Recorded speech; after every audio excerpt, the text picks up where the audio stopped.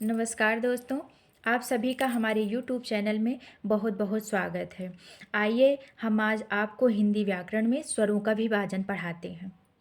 पहला, स्वरों का विभाजन 3 प्रकार से किया जाता है। पहला, उत्पत्ति एवं निर्माण की दृष्टि से, दूसरा जिह्वा की उच्चारण की स्थिति की दृष्टि से और तीसरा मात्रा की दृष्टि से।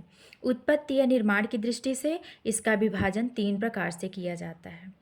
पहला, ह्रस्व स्वर, जो कि मूल स्वर भी इसे कहते हैं। दूसरा, दीर्घ स्वर और तीसरा, संयुक्त स्वर। तो आइए हम आपको पहले मूल स्वर और ह्रस्व स्वर के बारे में बताते हैं। वे स्वर जिनकी उत्पत्ति ज्ञात नहीं, परंतु ये सबसे पहले बने और अन्य स्वर इनसे मिलकर बने हैं। इनमें एक मात्रा का ही समय लगता है, जो अन्य स्वरों का आधार है। ठीक है।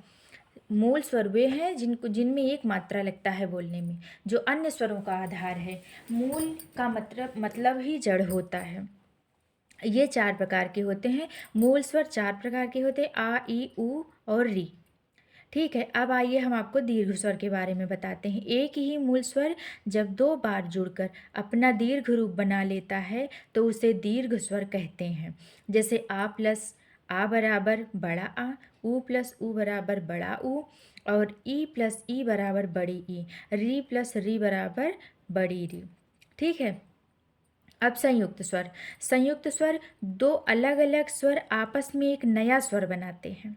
अब जैसे इसमें है दीर्घ स्वर में जो मूल स्वर है वो आपस में, मतलब जैसे आ प्लस बड़ा आ प्लस आ बराबर बड़ा आ मिलेगा, मतलब स्वर वही रहेंगे। मूल स्वर में दीर्घ स्वर बनाने के लिए स्वर वही रहेंगे, और संयुक्त स्वर में 2 अलग अलग स्वर आपस में एक नया स्वर बनाते हैं, तो उसे दीर्घ स्वर कहते हैं। जैसे आ बड़ा आ प्लस ई बड़ी ई बराबर ए, आ बड़ा आ प्लस ए बराबर ए, आ बड़ा आ प्लस ओ आओ बराबर आओ, आ बड़ा आ प्लस उ बड़ा उ बराबर ओ।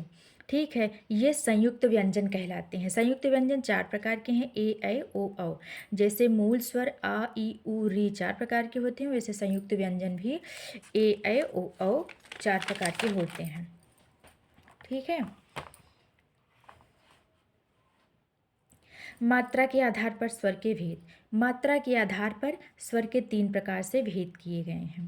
पहला, ह्रस्व स्वर, दूसरा दीर्घ स्वर, तीसरा प्लुत स्वर। ह्रस्व स्वर वे स्वर जिनके उच्चारण में सबसे कम समय या एक मात्रा का समय लगता है, ह्रस्व स्वर कहते हैं।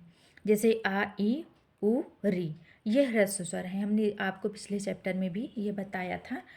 और दीर्घ स्वर। दीर्घ स्वर वे हैं जो मूल प्लस मूल बराबर दीर्घ, मतलब मूल शब्द जो मिलकर मूल प्लस मूल, मतलब आ प्लस आ बराबर बड़ा आ, वही है मूल स्वर प्लस मूल स्वर बराबर दीर्घ होता है। आ प्लस आ बराबर बड़ा, ह्रस्व प्लस ह्रस्व बराबर दीर्घ। ह्रस्व और मूल एक ही शब्द है। परिभाषा। वे स्वर जिनके उच्चारण में मात्रा का समय लगता है, एक मात्रा का समय लगता है, उन्हें दीर्घ स्वर कहते हैं। जैसे आ ई उ री ए ओ औ, ये दीर्घ स्वर हैं। दीर्घ स्वर कितने हुए दोस्तों? ये देखिए, 1 2 3 4 5 6 7 8। अब प्लुत स्वर। प्लुत स्वर, अब हम आपको प्लुत स्वर के बारे में बताते हैं। वे स्वर जिनके उच्चारण में 3 मात्रा का समय लगता है, उन्हें प्लुत स्वर कहते हैं। जैसे राम, जैसे देखिए, जैसे राम। ठीक है।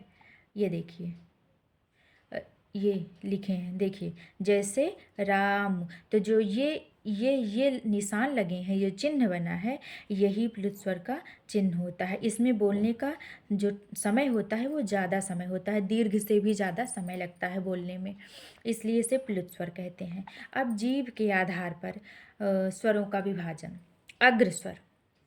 अग्रस्वर जिन स्वरों के उच्चारण में जीभ का अग्रभाग काम करता है, उसे अग्रस्वर कहते हैं। जैसे ई ए, इसको बोलने में जीभ के अग्रभाग का काम आता है। मध्य स्वर।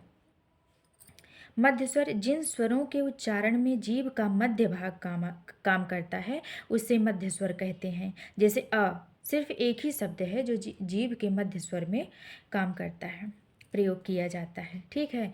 और तीसरा, जीभ के उठने के आधार पर, जीभ के उठने के आधार पर संवृत्त है, अर्धसंवृत्त है, अर्धनिवृत्त है और निवृत्त है। तो संवृत्त में 4 हैं, ई उ ऊ, ये जीभ के अर्धसंवृत्त में आते हैं, ये जीभ के संवृत्त में आते हैं, ई उ ऊ। और अर्धसंवृत्त में ऐ ओ, अर्धनिवृत्त में आ ए औ आ, और निवृत्त में आ। ठीक है दोस्तों, तो आप लोगों को आशा करती हूँ कि समझ में आ गया होगा। एक बार हम आपको एक फिर से सारा दिखा देते हैं, देख लीजिए। स्वरों का विभाजन, उत्पत्ति एवं निर्माण की दृष्टि से, जिह्वा की उच्चारण की स्थिति की दृष्टि से, मात्रा की दृष्टि से, उत्पत्ति या निर्माण की दृष्टि से 3 प्रकार से, ह्रस्व स्वर, दीर्घ स्वर, संयुक्त स्वर। मूल स्वर ह्रस्व स्वर वे स्वर जिनकी उत्पत्ति ज्ञात नहीं, परंतु ये सबसे पहले बने और अन्य स्वर इनसे मिलकर बने, जो अन्य स्वरों का आधार है। और मूल स्वर 4 प्रकार के हैं, आ ई उ री मूल स्वर हैं। और दीर्घ स्वर, दीर्घ स्वर एक ही मूल स्वर जब 2 बार जुड़कर अपना दीर्घ रूप बना लेता है तो इसे दीर्घ स्वर कहते हैं, जैसे आ प्लस आ बराबर बड़ा आ, उ प्लस उ बराबर बड़ा उ। संयुक्त स्वर आपस में 2 अलग अलग स्वर आपस में एक नया स्वर बनाते हैं तो उसे दीर्घ स्वर कहते हैं, जैसे आ बड़ा आ प्लस ई बड़ी ई बराबर ए। ठीक है। और मात्रा के आधार पर किए गए भेद 3 प्रकार से, ह्रस्व स्वर, दीर्घ स्वर, प्लुत स्वर। और ये देखिए यहाँ होगा जीभ के आधार पर। अब आपको दिखाते हैं जीभ के आधार पर अग्र स्वर, मध्य स्वर और जीभ के उठने के आधार पर समृत्त, अर्धसमृत्त, अर्धनिवृत्त, निवृत्त। तो आज के लिए इस वीडियो में सिर्फ दोस्तों इतना ही। प्लीज़ हमारे वीडियो को लाइक और सब्सक्राइब करिए। धन्यवाद।